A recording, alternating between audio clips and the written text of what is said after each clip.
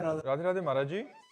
महाराज जी, घर की पूजा और मंदिर में जाकर पूजा करने में क्या अंतर है? अंतर है। घर की पूजा मंदिर में जाकर, फिर तीर्थ स्थान में जाकर, फिर धाम में जाकर, इसमें विशिष्ट फल है। जैसे घर में आप 1000 माला जपें और गौशाला में जाकर के 100 माला जपें और देवालय में बैठ करके, जैसे भगवान के प्रसिद्ध देवालय है, 1 माला जपें, तो 1 माला आपकी 1000 माला के बराबर होगी। आप वृंदावन धाम में जपें, 1 माला 1,00,000 माला के बराबर जाता है। तो घर का भजन और तीर्थों का, तभी तो जब भगवत प्राप्ति की लालसा होती तो हम तीर्थों की यात्रा करते हैं, संतों का समागम करते हैं, बड़े बड़े देवालयों के दर्शन करते हैं, उससे हमारा हृदय पवित्र होता है। तो ये जरूर है कि घर में जो हम उपासना करते हैं उससे कई गुना लाख पुरियों में, धामों में। अब जैसे अपने घर में बैठकर भजन कर रहे हो, गंगा के तट पर बैठकर भजन कर रहे हो, तो अंतर नहीं होगा। गंगा की धारा बह रही हो, आप माला चला रहे हो। अच्छा, गंगा जल के अंदर खड़े होकर भजन कर रहे हो तो उससे भी ज्यादा लाभ होगा। गले तक गंगा जल में खड़े और भगवत नाम स्मरण कर रहे हो, भगवत ध्यान, तो ये भजन की पद्धतियां हैं। घर से कई गुना लाभ तीर्थों में, पुरियों में, धामों में, पवित्र यमुना, गंगा, नर्मदा आदि के तट पर बैठकर भजन करने से, गौशाला में भजन करने से कई गुना लाभ प्राप्त होता है। और कोशिश करना चाहिए कि थोड़ा समय निकाल कर हम ऐसे पवित्र स्थानों में भजन करें। जैसे आप लोग धाम आए हो तो मनोरंजन मत करो। 1 दिन 2 दिन के लिए, 4 दिन के लिए आए हो, कोई गंदा आचरण मत करो। 1 दिन उपवास करो, यमुना किनारे बैठकर नाम कीर्तन करो, वृंदावन की परिक्रमा करो, हो सके तो 10-20 रुपया के फल फूल लेकर के यहाँ के जैसे बंदर हैं ऐसे दान कर, साधु महात्मा ऐसी सेवाएं, ऐसे मंगल में कार्य करने चाहिए जिससे हमारे दुख कटते हैं और हमें सुख प्राप्त होता है।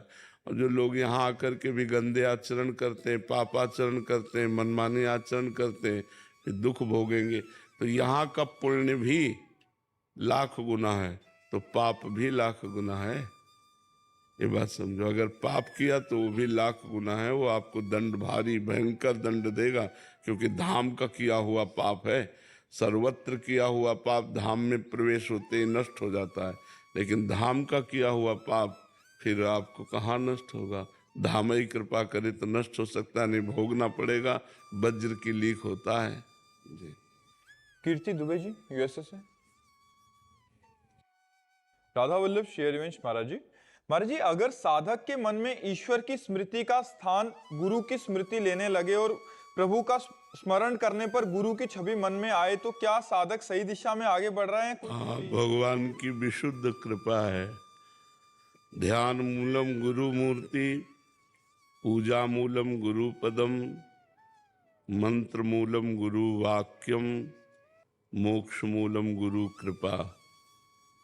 भगवान कहते मोते अधिक गुरु ही जिय जानी, मेरे से भी अधिक गुरुदेव को स्थान दे। यदि गुरु का स्मरण हो रहा है, भगवत स्मरण करते हुए गुरु का ध्यान हो रहा है, तो सही मार्ग चल रहे हो। भगवान की विशुद्ध कृपा है। गुरु ही इष्ट है, इष्ट ही गुरु है, दो नहीं है। भक्ति भक्त भगवंत गुरु चतुर नाम बपु एक, कहने को 4 है पर हैं एक। भक्त, भक्ति, भगवंत और गुरु, ये कहने को 4 है, ये बपू एक है। तो इष्ट का चिंतन, गुरु का ध्यान, ये तो महामंगलमयी साधना है। ठीक है। डॉक्टर मानिक जी। राधे राधे महाराज जी। राधे राधे महाराज जी। महाराज जी, गुरु में इष्ट भावना कैसे करें और कैसे बढ़ाएं?